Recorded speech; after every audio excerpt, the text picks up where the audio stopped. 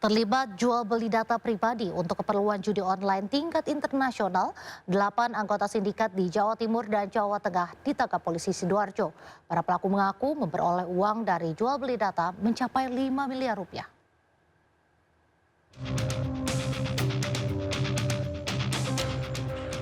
Penggerebekan 8 pelaku anggota sindikat jual beli data pribadi di sebuah hotel cottage di kawasan Juanda, Sidoarjo. Iya.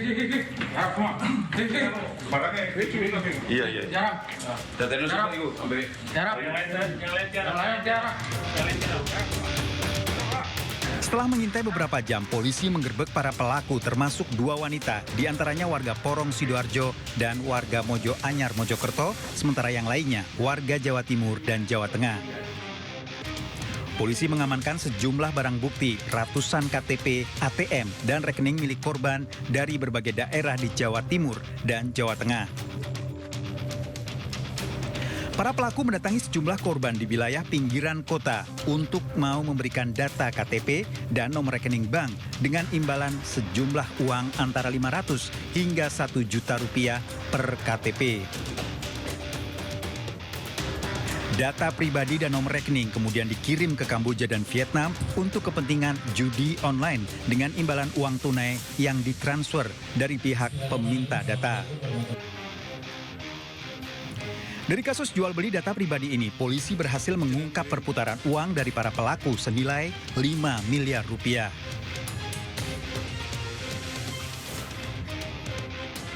Untuk kepentingan pemeriksaan lebih lanjut, para pelaku diamankan di sel tahanan Polresta Sidoarjo untuk mengembangkan kasus judi online di Kamboja dan Vietnam yang datanya berasal dari warga negara Indonesia. Dari Sidoarjo, Jawa Timur, Pramono Putra, iNews melaporkan. Puluhan warga di Kabupaten Bekasi, Jawa Barat menjadi korban penipuan tenaga kerja oleh oknum calo. Para korban diminta membayar uang administrasi jutaan rupiah, namun hingga saat ini belum juga mendapat pekerjaan yang dijanjikan. RT 10 mau tindak lanjuti atas kasus penipuan kerja calo. Lebih dari 20 orang menjadi korban penipuan tenaga kerja oleh seorang calo di Kampung Pulau Nangka, Desa Sindang Jaya, Kecamatan Cabang Bugin, Kabupaten Bekasi, Jawa Barat.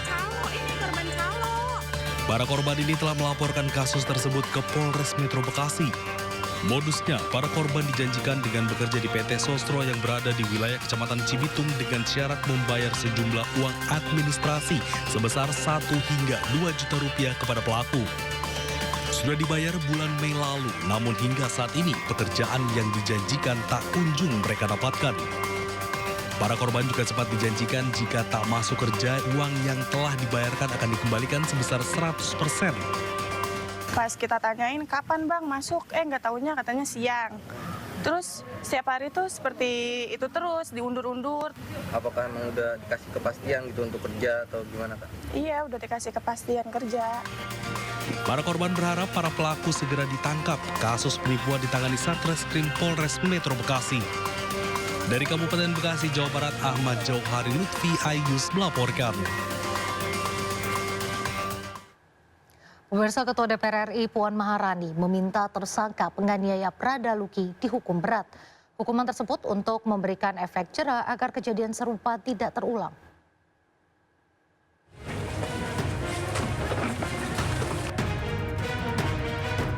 Kasus kematian Prada Luki Namo menjadi sorotan banyak pihak. Saat ini 20 orang tersangka telah diperiksa dan diamankan. Mereka diduga terlibat dalam penganiayaan Prada Luki hingga tewas. Ketua DPR Puan Maharani mendesak para pelaku diberikan hukuman tegas dan memberikan efek jera. Ya, hal tersebut tentu saja jangan sampai terulang lagi, bahwa hubungan antara senior dan junior jangan kemudian didasarkan oleh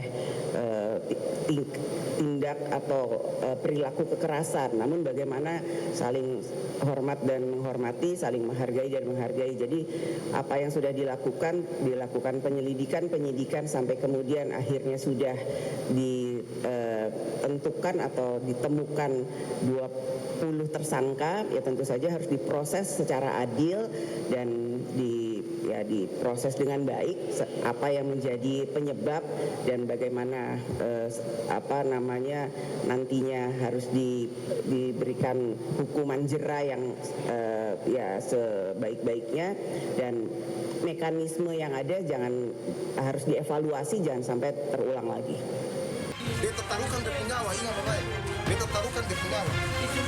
Hingga kini sudah ada 20 orang prajurit TNI yang menjadi tersangka dalam kasus dugaan penganiayaan yang menewaskan Prada Luki Cepril Saputra Namo. Motif dari kasus ini belum diungkap lantaran masih dalam proses pemeriksaan penyidik Polisi Militer Daerah Militer 9 Udayana. Tim Liputan iNews melaporkan. Pemirsa, Pangdam 9 Udayana Majen TNI Piek Budiakto menyebut proses hukum atas kematian Prada Luki Namo masih terus berlanjut.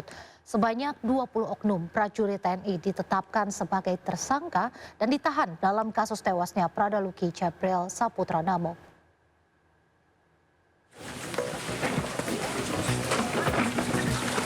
Pangdam 9 Udayana, Majen TNI Pik Budiakto bertemu dengan orang tua Prada Luki Cepril Saputra Namo di asrama TNI Kuanino, Kota Kupang, Nusa Tenggara Timur. Pangdam menyampaikan berdasarkan penyelidikan tim investigasi, jumlah tersangka yang sebelumnya 4 prajurit kini menjadi 20 prajurit TNI dari teritorial pembangunan 834 Wakanga Merenagekeo, Nusa Tenggara Timur, termasuk salah satunya seorang perwira TNI. Menurutnya, TNI akan memproses kasus ini secara transparan dan mengedepankan keadilan bagi Prada Luki Cepril Saputra Namo tanpa pandang bulu. Tim investigasi terus melakukan penyelidikan, semua tersangka telah ditahan untuk menjalani pemeriksaan lanjutan. Seluruhnya 20 tersangka yang sudah ditahan dan kemudian akan ditindaklanjuti dengan pemeriksaan selanjutnya. Di antara 20 itu apakah ada perwira, Jenderal? Ada 1 orang perwira. Boleh tahu inisialnya, Jenderal? Nanti oleh penyidik yang akan menyampaikan. Dan selanjutnya proses ini sedang berlangsung dan saya secepatnya akan melaporkan pada pimpinan.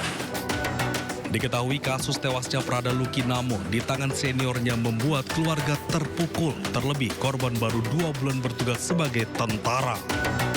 Dari Kupang, Nusa Tenggara Timur, Eman Sudi, iNews melaporkan.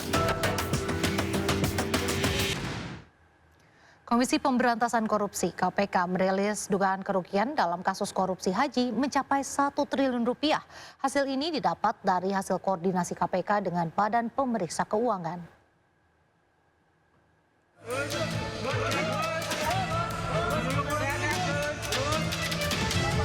KPK memprediksi kerugian negara dalam kasus korupsi haji mencapai angka lebih dari 1 triliun rupiah. Angka ini berdasarkan hasil hitung internal lembaga anti rasuah tersebut. Namun demikian, pihaknya akan memastikan jumlah tersebut dengan Badan Pemeriksa Keuangan (BPK). Jadi angka yang didapatkan dari hitungan awal adalah lebih dari 1 triliun. Diketahui saat ini Komisi Pemberantasan Korupsi telah menaikkan status kasus korupsi haji dari penyelidikan ke penyidikan. Meski telah memeriksa mantan Menteri Agama Yakut Kholil Qaumas selama 5 jam pada 7 Agustus lalu, namun hingga saat ini KPK belum menetapkan tersangka. Yakut menolak untuk berkomentar adanya perintah dari mantan Presiden Joko Widodo atas permintaan penambahan kuota haji ini. Untuk mengklarifikasi segala hal, terutama yang terkait dengan investasi tahun 2024 yang lalu. Kasus ini bermula dari dugaan penyimpangan pengelolaan kuota haji tahun 2024. Kala itu Indonesia mendapatkan tambahan 2.000 kuota haji dari pemerintah Arab Saudi. Menurut undang-undang, seharusnya pembagian kuota 92% untuk jemaah haji reguler dan 8% untuk jemaah haji khusus. Namun pada pelaksanaannya pembagian tersebut menjadi 50% untuk haji reguler dan 50% untuk haji khusus. KPK pun mengendus adanya permufakatan jahat dalam proses tersebut. Tim Liputan iNews melaporkan. Komisi Pemberantasan Korupsi mencegah mantan Menteri Agama Yakut Holil Komas bepergian ke luar negeri dalam kasus dugaan korupsi penetapan kuota haji 2024. Selain Yakut, KPK juga mencegah 2 orang lainnya, yakni mantan staf sus Yakut, Isfah Abidal Aziz dan Fuad Hasan Masyur selaku bos travel haji dan umroh.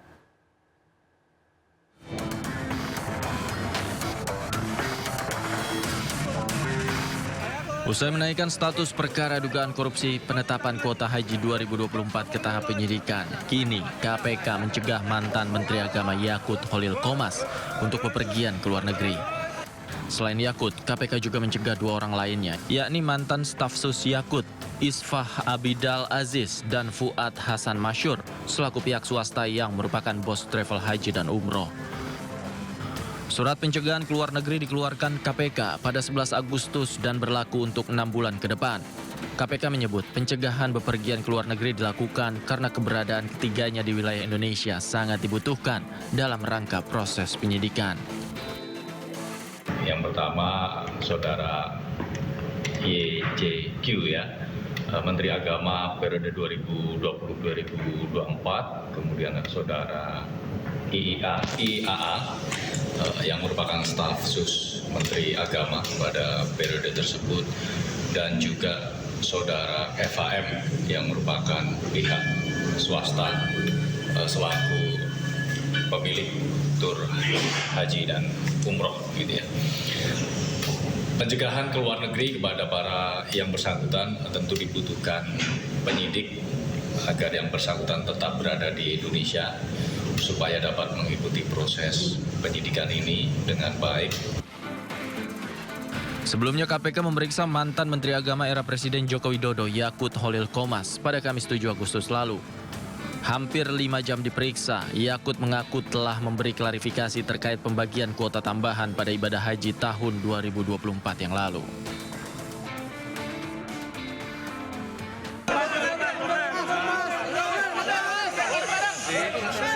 Saya berterima kasih, akhirnya saya mendapatkan kesempatan untuk mengklarifikasi segala hal, terutama yang terkait dengan pembagian kuota tambahan pada investasi tahun 2024 yang lalu. KPK juga telah memeriksa Kepala Badan Pengelola Keuangan Haji atau BPKH, Fadlul Imansyah. Selain itu, KPK juga pernah memanggil pendakwa Ustadz Khalid Basalamah. Ustadz Khalid diminta penjelasan mengenai pengetahuannya tentang pengelolaan ibadah haji. Dari Jakarta, Tim Liputan iNews melaporkan. Bupati Pati, Jawa Tengah disoraki warga saat mengikuti kirap hari jadi Kabupaten Pati yang ke-702 di alun-alun Kabupaten Pati. Indo Malam segera kembali.